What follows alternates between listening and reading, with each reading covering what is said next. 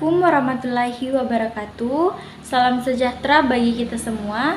Shalom, Om Swastiastu, Namo Buddhaya, dan salam kebajikan. Yang saya hormati Ibu Dr. Siti Sapia SSM Hum selaku dosen pengampu mata kuliah Bahasa Indonesia yang saya hormati.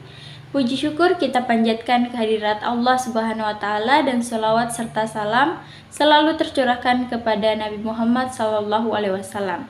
Perkenalkan, kami dari kelompok 3 dan saya sendiri Nur Aimah Zahra selaku moderator, dan pemateri yang pertama yaitu Rismayanti, pemateri yang kedua yaitu Ningsi Widyastuti, pemateri yang ketiga yaitu Anhar, pemateri yang keempat yaitu Kasmawati, pemateri yang kelima yaitu Nabila Indriani, dan pemateri yang keenam itu Vinkileti. Topik yang akan kami bahas pada makalah kami yaitu penulisan kata dan penulisan huruf.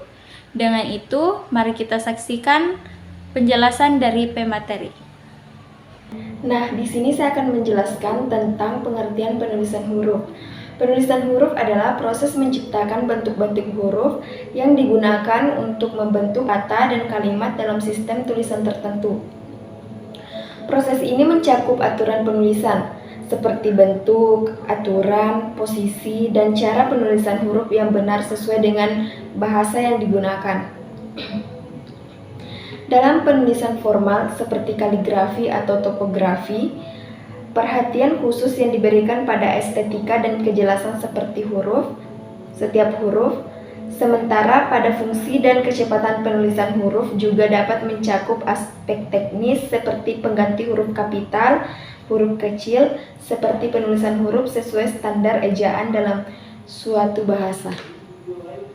Bagian B, jenis penulisan huruf. Huruf kapital atau huruf besar. Huruf kapital adalah jenis huruf yang digunakan pada awal kalimat atau untuk menuliskan nama-nama diri, nama tempat, atau kata benda khusus lainnya. Huruf kapital biasanya memiliki bentuk yang lebih besar dan lebih tegas daripada huruf kecil.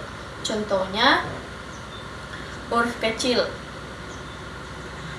Huruf kecil adalah bentuk standar huruf yang digunakan dalam teks sehari-hari. Kata ini digunakan untuk menuliskan kata-kata yang bukan merupakan nama diri atau kata khusus. Digunakan dalam bagian tengah hingga akhir kalimat. Contohnya, huruf tegak. Huruf tegak adalah bentuk penulisan huruf yang paling umum digunakan, di mana huruf ditulis dalam posisi vertikal, tanpa kemiringan yang bersifat formal atau umum.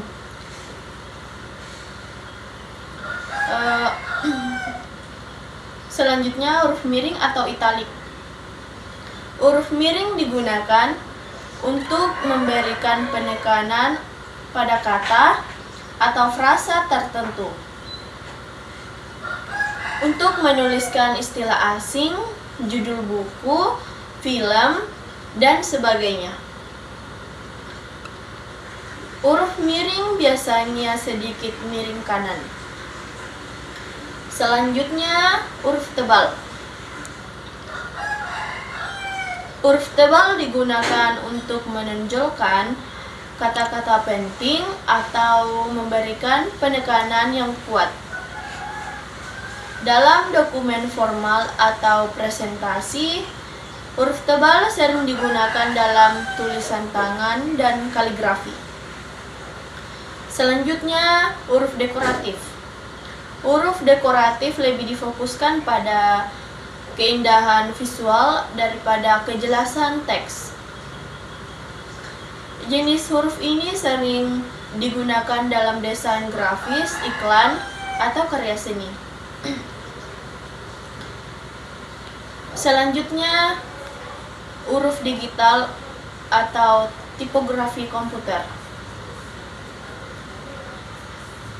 Dengan kemajuan teknologi digital, huruf-huruf yang didesain khusus tampilan di layar komputer seperti font, series, dan monospaket menjadi sangat populer. Tipografi komputer penting dalam desain web, media sosial, dan presentasi digital. Sekian dari pembacaan materi saya. Selanjutnya akan dibacakan kepada pemateri yang ketiga. Penulisan kata terdiri dari dua kata, yaitu penulisan dan kata. Penulisan adalah proses cara perbuatan menulis, sedangkan kata adalah unsur bahasa yang diucapkan atau yang dituliskan, merupakan perwujudan kesatuan, perasaan, dan pikiran yang digunakan di dalam berbahasa. Kamus Besar Bahasa Indonesia, edisi ketiga, dari pengertian perkataan di atas, dapat disimpulkan bahwa penulisan kata adalah proses atau cara menulis yang mempertimbangkan unsur bahasa yang diucapkan atau dituliskan sebagai wujud kesatuan, perasaan, dan pikiran yang dapat digunakan dalam berbahasa sesuai ejaan yang disempurnakan. Pedoman umum penulisan kata: yang pertama, kata dasar. Kata yang berupa kata dasar ditulis sebagai salah satu kesatuan. Yang kedua, kata turunan ditulis serangkai dengan kata dasar. Kemudian yang ketiga, kata ulang. Kata ulang adalah bentuk kata yang merupakan pengulangan ini dapat menciptakan arti baru. Yang keempat, gabungan kata. Kata gabung atau gabungan kata adalah bentuk yang terdiri dari dua buah atau lebih. Kemudian yang kelima, kata depan. Kata depan di, ke, dan dari ditulis terpisah dari kata yang mengikutinya, kecuali di dalam gabungan kata yang sudah dianggap sebagai satu kata, seperti kepada dan daripada. Kemudian partikel la dan ka ditulis serangkaian dengan kata yang mendahulunya. Partikel pun ditulis terpisah dari kata yang mendahulunya. Singkatan dan akronim. Singkatan adalah bentuk yang dipendekkan yang terdiri atas satu huruf atau lebih. Adapun aturan penulisannya sebagai berikut. Setiap menyingkat satu kata dipakai satu tanda titik. Bila penyingkat dua kata dipakai dua titik. Bila menyingkat tiga kata atau lebih, pada titik akhir singkatannya dipakai satu tanda titik. Penulisan lambung kimia, singkatan satuan ukuran, takaran, timbangan, mata uang, tidak diikuti titik. Aturan dalam penulisan huruf dan kata. Penggunaan huruf kapital digunakan di awal kalimat, nama orang, tempat, hari, bulan, dan institusi yang juga diawali dengan huruf kapital. Menggunakan huruf kecil. Gunakan huruf kecil untuk kata-kata bukan kata proper seperti kata benda umum, kata kerja, dan lain-lain. Penulisan kata depan preposisi. Kata depan seperti di, ke, dan dari dipisahkan dari kata berikutnya jika menunjukkan tempat, tetapi digabung jika bagian dari kata kerja. Tanda baca, titik digunakan di akhir kalimat pernyataan, koma digunakan untuk memisahkan unsur dalam kalimat yang sejenis atau setara. Tanda tanya digunakan di akhir kalimat tanya. Tanda seru digunakan untuk mengekspresikan kalimat seru atau perintah. Penulisan kata ulang ditulis lengkap dengan tanda hubung menggunakan singkatan jika singkatan digunakan titik setelah setiap huruf atau di akhir singkatan. Penulisan kata dalam bahasa asing. Kata dalam bahasa asing yang belum diserap ke dalam bahasa Indonesia ditulis mirip. Penggunaan ejaan yang benar. Perhatikan menerapkan penggunaan eja sesuai Kamus Besar Bahasa Indonesia KBBI. Baik, saya akan membacakan kesimpulan.